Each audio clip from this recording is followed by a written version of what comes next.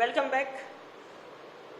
Today in this video lecture we are going to study process management and, to be very specific, synchronization aspect of process management. So in short, this module deals with something called as process synchronization.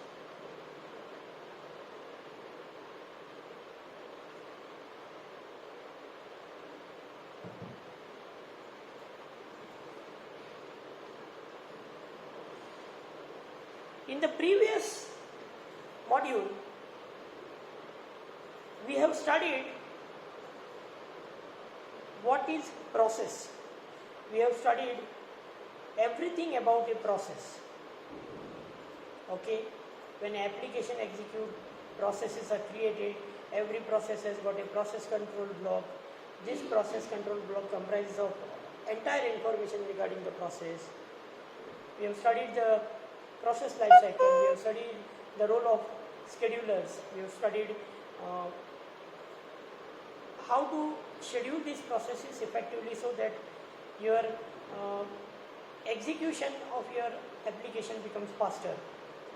We have seen many CPU scheduling algorithms, and we have taken up many examples. We saw how different algorithms works, and sometimes one algorithm is better than the other depending on the situation.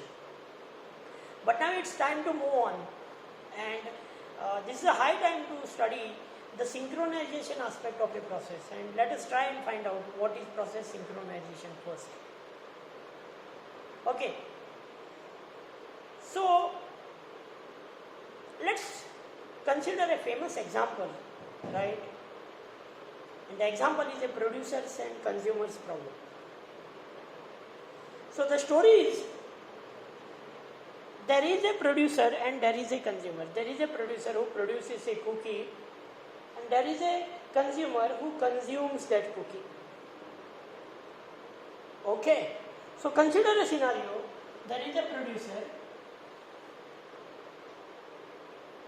This producer is producing a cookie. This is a bucket. So once the cookie is produced, cookie goes in the bucket, and the consumer will pick up a cookie from a bucket and consume. So there is a producer and there is a consumer. What they are doing? They are manufacturing a cookie and the consumer is consuming a cookie.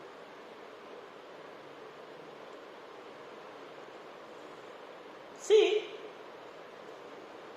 initially producer produces a cookie. There is one cookie in a bucket.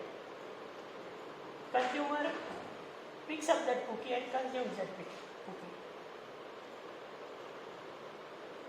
So, what are the different situations which may arise while this process is going on? Now see here. First, the producer has to manufacture a cookie. Then it will add it to a variable. Then it will add to a bucket, and then once we update the bucket, we will see this cookie visible inside the bucket. Producer is producing the cookie, but producer has to manufacture the cookie, step one. It has to update its own variable, right? Then the variable is assigned to bucket, and then the bucket will update. So some 3-4 steps. Producer produces a cookie, in the sense producer is to undergo all these 3 to 4 steps. And once producer is done with all these 4 steps, I will be able to see a cookie in a bucket. I will be able to see a cookie in a bucket. The same way consumer has to pick up cookie. Right? Consumer has to pick up a cookie. Once consumer picks up a cookie, okay, it is going to consume it. Consume in the sense it is going to delete it. Then it is going to, okay, bucket is equal to bucket minus 1, then the bucket will be updated. So there is a procedure, okay, that consumer also follows. So by the time consumer execute all those 4 steps, after execution of the last step when the bucket is updated, you will find cookie consumed. Pretty clear? So producer produces a cookie.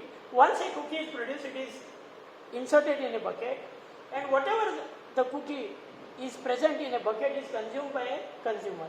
So this is the story. But when I say producer is produce a cookie, producer has to go through some steps. Producer will produce a cookie, update its own variable, then the variable is assigned to a bucket, and bucket is updated. Then I can see a cookie in a bucket. Till the last instruction is completely executed, I will not be able to see cookie in a bucket. The same way, till the last instruction of the consumer is executed, I will not be able to see cookie consumed. So this is the context. Now what happens? I should allow producer to produce a cookie. I should allow producer to produce a cookie in the sense I should allow producer to completely execute all the 4 steps.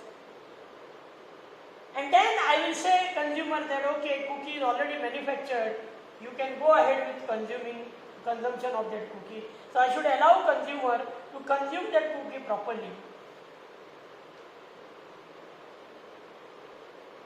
If I am not keeping check on these both operations, then what will happen? Now suppose the bucket is empty. There is nothing inside a bucket.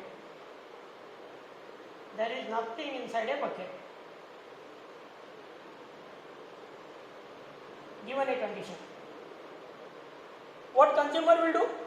Consumer will just try to read the information from a bucket variable. Consumer will find the variable bucket is 0. Consumer will say there is no cookie to be consumed, because there is no cookie here actually present. But there can be a situation where by the time consumer goes back and says that there is nothing in the bucket is 0. It is possible that producer has already produced a cookie, but it is yet to update the bucket. Producer has produced a cookie, but he has not updated a bucket. Since the bucket is not updated, exactly at that time consumer came and consumer said that there is nothing in the bucket. Consumer goes back and says there is nothing in the bucket. But by the time consumer goes back and says there is nothing in bucket, your producer executes the 4th statement completely and one cookie is made available.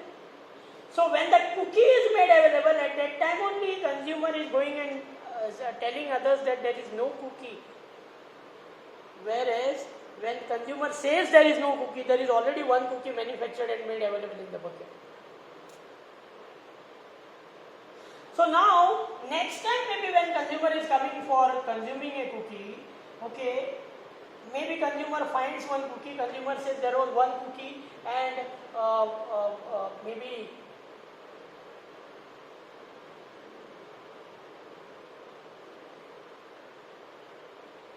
the same time producer produced one more cookie, but consumer says there is only one cookie, producer says I have produced 2 cookies. And if I allow this, okay, if I don't correct this error, there may be a situation where producer says I have got 50 cookies manufactured and consumer says there are only 46 cookies in the bucket. Because this error will magnify as the time increases. Why this is happening? This is happening because I am not allowing consumer to complete the operation, and I am not allowing producer to complete the operation. I am allowing both of them to work simultaneously, so they work haphazardly. They work haphazardly. And what is the result of this? What consumer is saying is different and what producer is saying different. So there is a difference between these two numbers, and as it grows more and more, this difference will increase. Initially with 0 and 1 cookie, okay, there was a marginal error I could say, but if it expands like this, it becomes a fatal error, and this is not acceptable. So what is happening is, since there is no synchronization between two entities, the speed of operation of process and the speed of operation of producer and the speed of operation of consumer, both, the speed of operation of both the entities is different. And on top of it, we are not taking care that we are allowing one person to, act at a time. They work haphazardly, and the result is what you can see here is. So it is exactly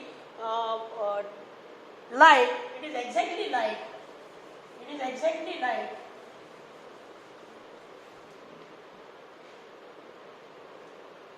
there is a transmitter and there is a receiver. So transmitter is transmitting and receiver is receiving. But when I transmit, receiver is off. And when I am not transmitting, receiver is on. What will happen? The data transmission from a transmitter will never be received by receiver. My receiver must be on and active exactly at the same time when the transmitter is also on and active. That time only proper communication between transmitter and receiver will happen. So taking care that transmitter and receiver, they are active at the same time, so that the transmitted data can be received at the receiver end, is nothing but synchronization.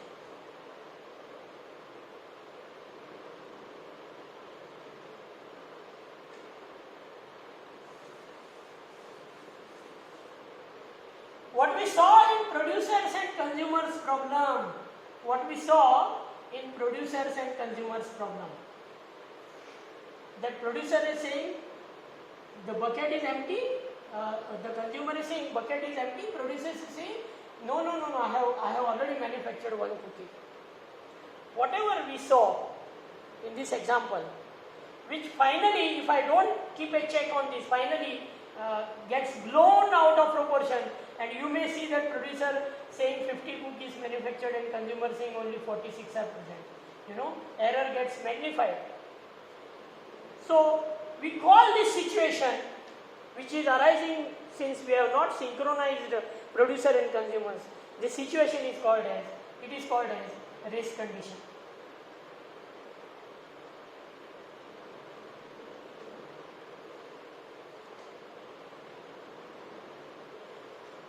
So what we have understood? We have understood that if we want two entities having different speed of operation to work with each other, we need to take care that we need to synchronize their operations. We need to take care that both are taking care of each other's, speed of operation. And in order to achieve this, what we need to do is, we technically call it, we need to synchronize the entities. And if we don't synchronize, it leads to something called as race condition. That is all about